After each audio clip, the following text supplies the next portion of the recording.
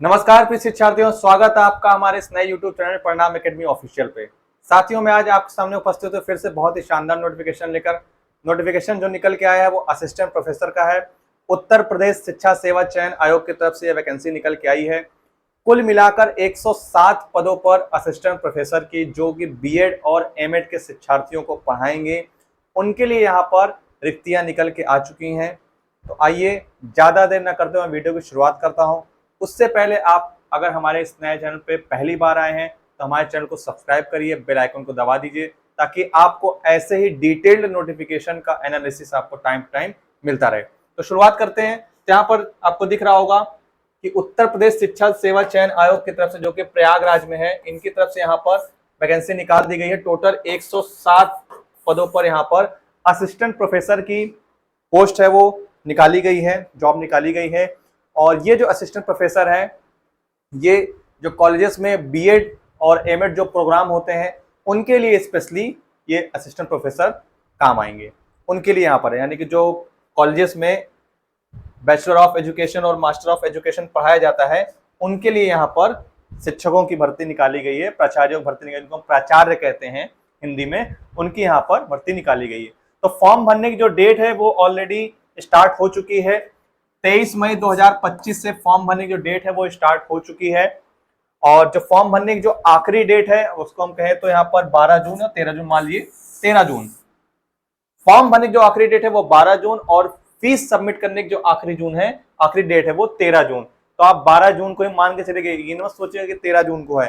13 जून को फीस भरने की आखिरी डेट है, फॉर्म भरने की जो आखिरी डेट है वो 12 जून है। ठीक है, फॉर्म भरने की जो डेट है वो 23 तारीख से स्टार्ट हो चुकी है। तो अगर आपका क्वालिफिकेशन अलाउ करता है आप इस फॉर्म को जरूर भरें। क्वालिफिकेशन क्या मांगा गया है, आइए हम देखते हैं, आगे बढ़ते हैं थोड़ा सा।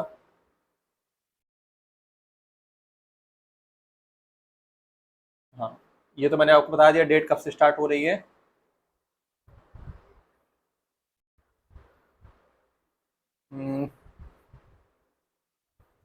हाँ, फीस देखिए, पहले मैं आपको फीस ही बता दे रहा हूँ, पहले आ गया है। तो यहाँ पर देखिए, सामान्य कैटेगरी, ओबीसी कैटेगरी, अगर यहाँ पर देखें सामान्य वर्ग, जनरल कैटेगरी हो गया, आर्थिक रूप से कमजोर वर्ग ईडब्ल्यूएस कैटेगरी हो गया, अन्य पिछड़ा वर्ग ओबीसी कैटेगरी हो गया, ठीक है, अनुसूचित जाति और अनुसूचित जनजाति।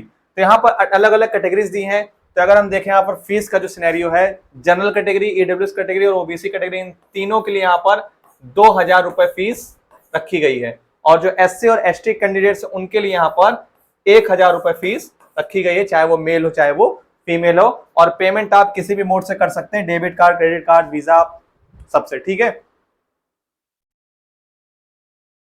कुल मिलाकर यहाँ पर 107 पदों पर रिक्तियां खाली हैं। विभिन्न महाविद्यालयों में बीएड विषय में रिक्त 107 पदों का श्रेणीवार विवरण शिक्षा निदेशालय उच्च शिक्षा उत्तर प्रदेश की तरफ से निकाली गई, आपको मैंने बता दिया। ठीक है, आयु की यहाँ पर देखिए, कोई यहाँ पर अधिकतम सीमा सब 62 वर्ष तक दे दी गई है। यानी कि आयु की यहाँ पर कोई सीमा है ही नहीं है, किसी भी कैटेगरी में यहाँ पर आयु की सीमा दी नहीं है। केवल यहाँ पर बोल दिया गया कि अधिकतम जो सीमा होगी 62 वर्ष तक आप फॉर्म भर सकते हैं। यानी कि कोई शिक्षार्थी अगर 50 साल का है, 55 साल का है, 45 साल का है, 42 साल का है, 40 साल का है, तो भी वो इस फॉर्म को भर सकता है, बस उसके पास वो क्वालिफिकेशंस होनी चाहिए। ठीक है, अब यहां पर हम थोड़ा सा आते हैं सबसे मेन अपने टॉपिक पर, अनिवार्य शैक्षिक योग्यता पर। तो पहले क्या दिया है, असिस्टेंट प्रोफेसर बीएड जो हमारी रिक्ति है, असिस्टेंट प्रोफेसर बीएड हेतु न्यूनतम अर्हताएं क्या क्या है। पहला क्या बोला गया है कि 55% अंकों के साथ, यानी कि 55% आपका होना चाहिए पीजी में। पोस्ट ग्रेजुएशन आपके पास डिग्री होनी चाहिए। किस किस में अगर डिग्री है तो आप फॉर्म को भर सकते हैं। आपके पास पीजी इन साइंस है, पीजी इन मैथ्स है, पीजी सोशल साइंस है, पीजी कॉमर्स है, या फिर भाषा में परास्नातक उपाधि, लैंग्वेज में आपने पीजी किया हुआ है। साथ साथ ये केवल क्या है, बीएड के लिए। और उसके साथ अगर आपका एमएड भी पढ़ाना है एमएड के लिए, तो एमएड में संबंधित विषय में 55% अंकों के साथ परास्नातक उपाधि होनी चाहिए एमएड शिक्षण हेतु। ये होना चाहिए, यानी कि आपके पास पीजी भी होना चाहिए और 55% अंकों के साथ एमएड की भी उपाधि होनी चाहिए। क्या क्या मैंने बोला? पीजी की डिग्री आपके पास होनी चाहिए इन सब्जेक्ट्स में, और एमएड की डिग्री आपके पास होनी चाहिए 55% के साथ। यहाँ पर कोई भी कैटेगरी नहीं दी गई है कि SC ST OBC के लिए 50% या फिर ऐसा कुछ नहीं। सारी कैटेगरीज के लिए यहाँ पर 55% का यहाँ पर सिनेरियो रखा गया है। या फिर अगर आपके पास ये नहीं है तो फिर आपके पास क्या होना चाहिए? 55% अंकों के साथ शिक्षा शास्त्र विषय में परास्नातक होना चाहिए, यानी कि MA in education, MA in education आपके पास होना चाहिए।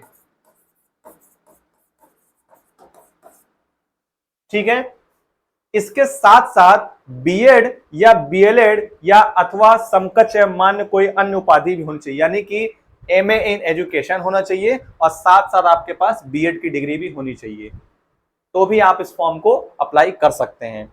क्या मैंने बताया आपको? या तो आपके पास MA in education plus BEd की डिग्री हो या फिर बीएलएड हो, या फिर आपके पास MA संबंधित सब्जेक्ट में और उसके साथ साथ आपके पास एमएड की भी डिग्री होनी चाहिए 55% के साथ। अगर ये एलिजिबिलिटी आप क्वालिफाई करते हैं तो ही आप इस फॉर्म को अप्लाई कर सकते हैं।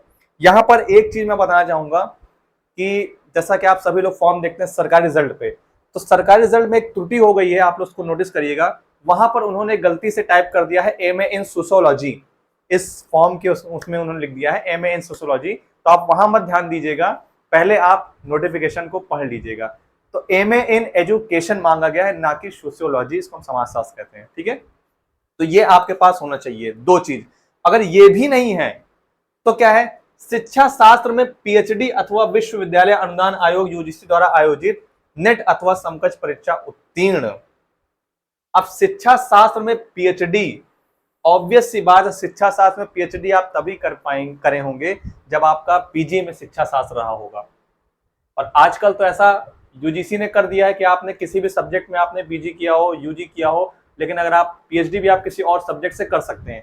तो यानी कि मान लीजिए आपने MA किसी और सब्जेक्ट में किया हो, हिंदी में किया हो, इंग्लिश में किया हो, सोशियोलॉजी में किया हो, किसी में किया हो, लेकिन अगर आपने PhD एजुकेशन से किया है तो भी आप इस फॉर्म को भर सकते हैं। तो ये जो सिनेरियो है ये बहुत कम ही लोग के पास होगा, ये वाला और ये वाला ज्यादातर लोग इसमें अप्लाई करेंगे। ठीक है, तो अगर आपके पास ये सारी क्वालिफिकेशन हैं, आपने बीएड किया है, एमएड किया है, पीजी किया है, तो ही आप इस फॉर्म को भर सकते हैं। ठीक है, क्योंकि बहुत ही प्रेस्टिजियस जॉब है और असिस्टेंट प्रोफेसर की जॉब है, बहुत ही जिम्मेदारी वाला काम ही होता है।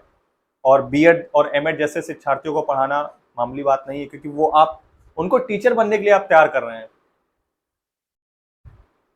ठीक है, तो अब यहाँ पर देखिए आपका सिलेक्शन कैसे होगा। तो यहाँ पर सिलेक्शन आपका होगा दो तरह से है, मतलब दो कह सकते हैं, दो सेक्शन कह सकते हैं। एक आपका पेपर होगा, दूसरा आपका इंटरव्यू होगा। कुल मिलाकर यहाँ पर 230 अंकों का होगा, 200 नंबर का आपका पेपर होगा रिटन और 30 नंबर का आपका इंटरव्यू होगा।